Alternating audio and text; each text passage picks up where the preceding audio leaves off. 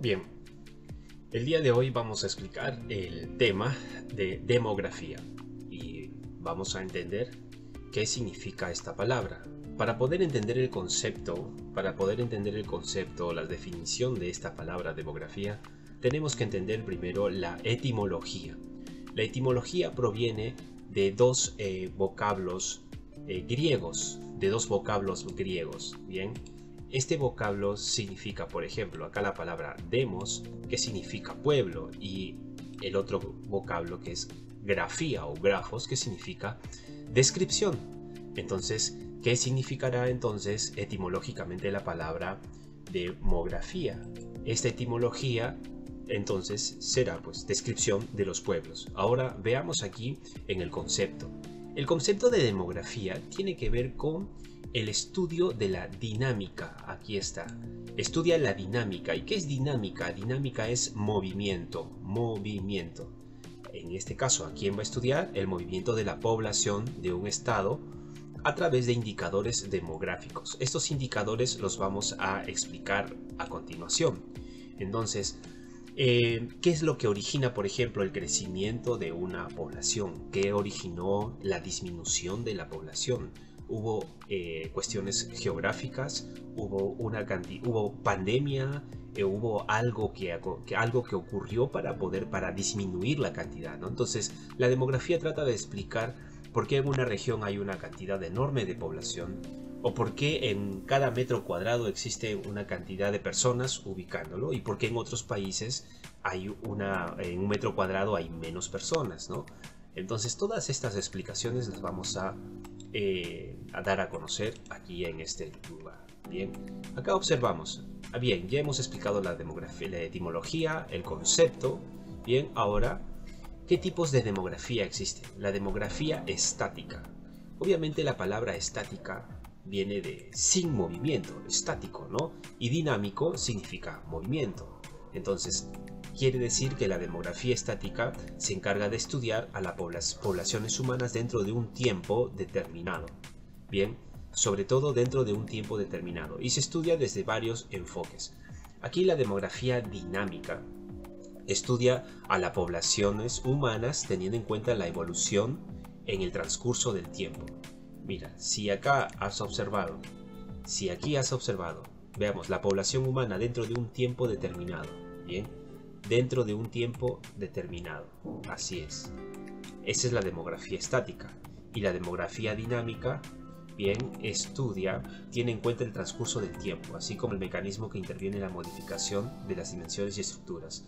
Entonces, la demografía estudia la evolución, bien, la evolución de la población en el transcurso del tiempo. Y aquí es durante un tiempo específico. Por ejemplo, lo que ocurre en un lugar en un tiempo determinado, ¿no? En un mes, o por ejemplo, ¿por qué hubo una gran cantidad de personas que llegaron de Venezuela acá al país? Bien, entonces, pero esto de acá a unos 15 o 20 años no se va a tomar en cuenta porque ya dejó de ser, o disminuyó o aumentó la población de personas de nacionalidad venezolana, ¿no? En cambio, en la demografía dinámica, aquí sí toma en cuenta la evolución en el transcurso del tiempo. Bien, entonces, esos son los dos tipos de demografía estática y la demografía dinámica. Bien, continuemos. La demografía estática, bien, va a tomar en cuenta la dimensión de la población y el territorio. Y va a estructurar a esta población de acuerdo a la edad, sexo, estado civil, nacionalidad, idioma. Mientras que la demografía dinámica, bien,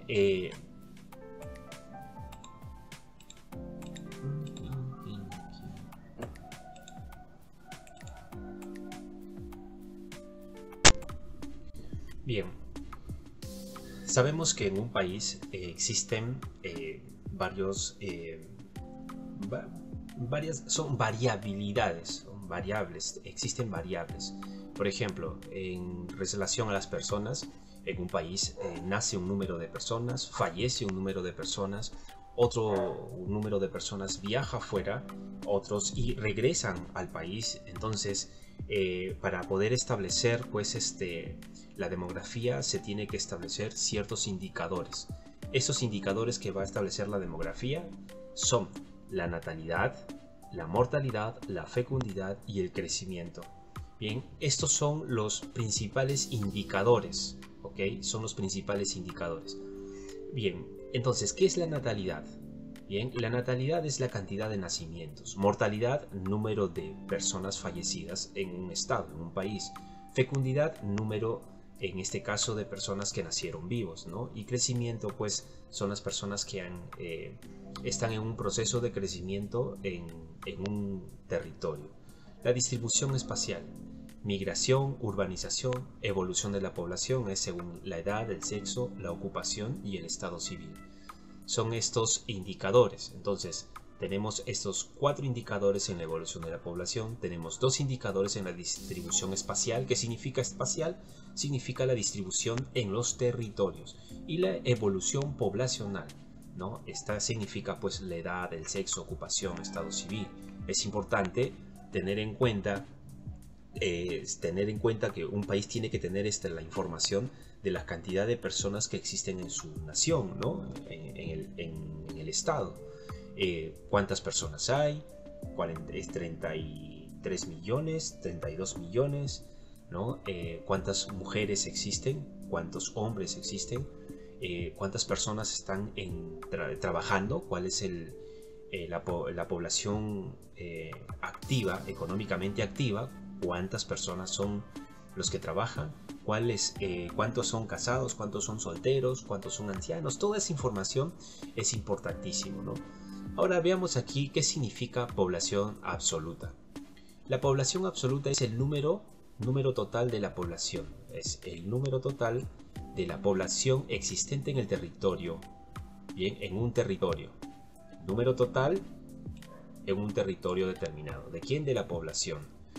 Esa es la población absoluta. Aquí no es necesario conocer si las personas que habitan en el estado son hombres, son mujeres, son ancianos, son niños. No.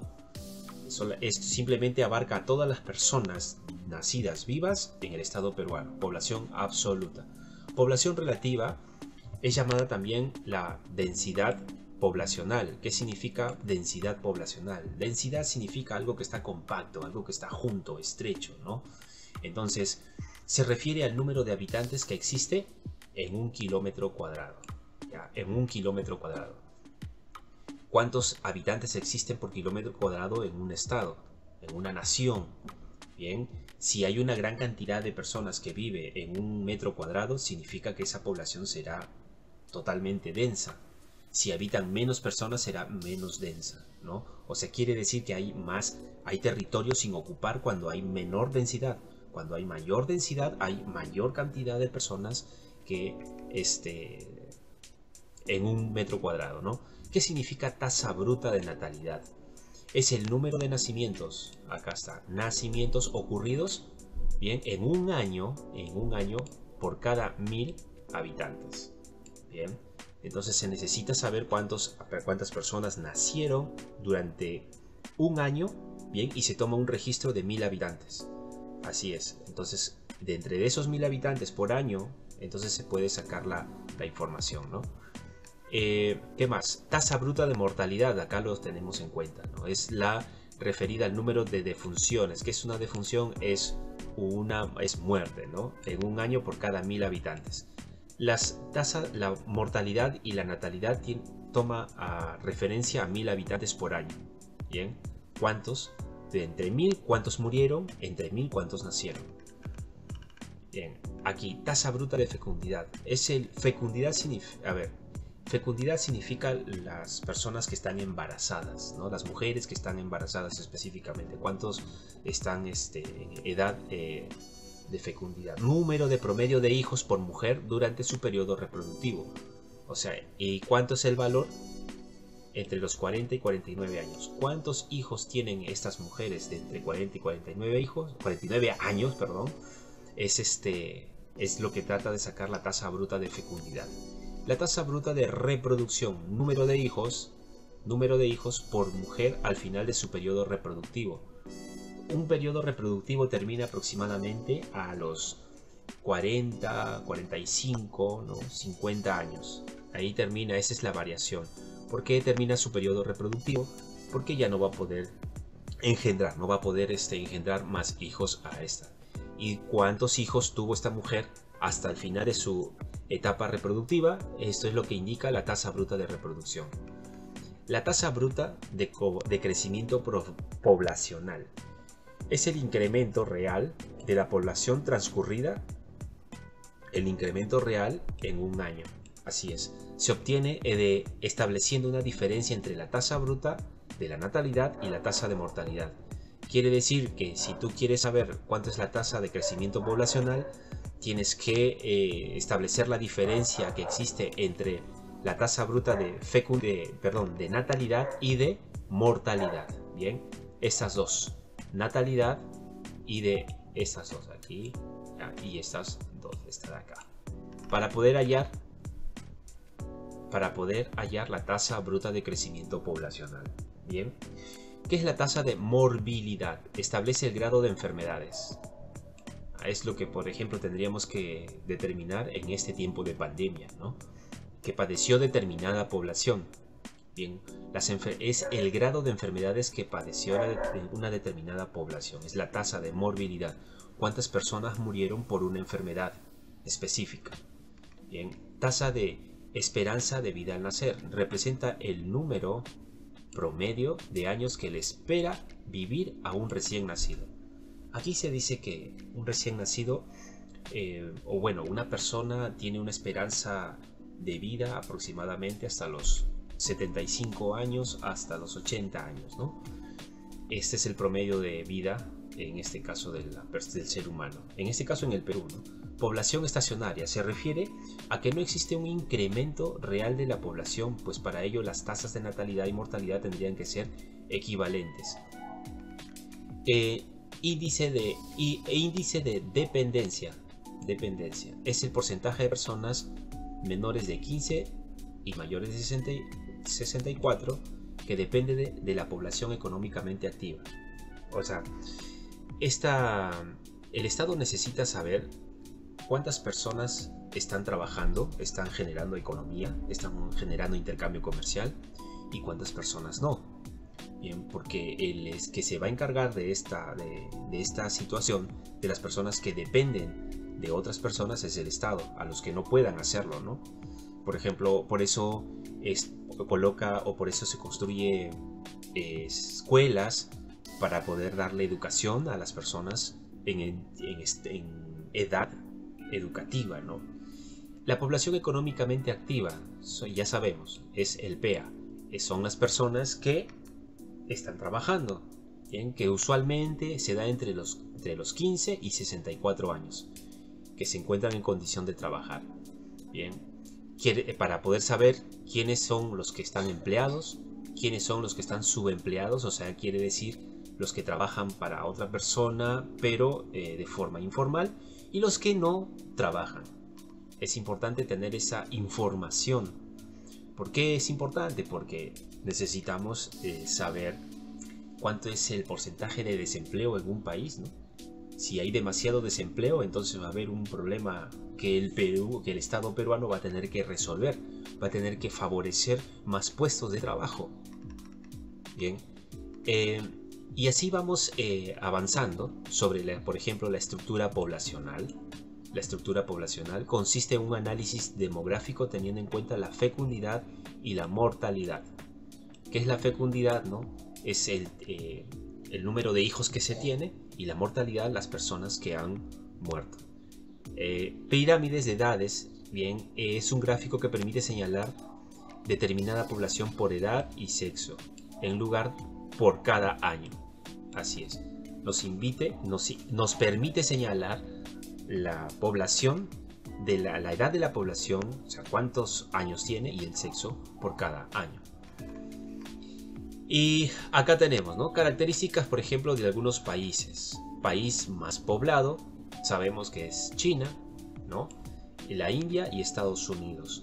Países menos poblados, la Santa Sede queda en el Vaticano, en Italia.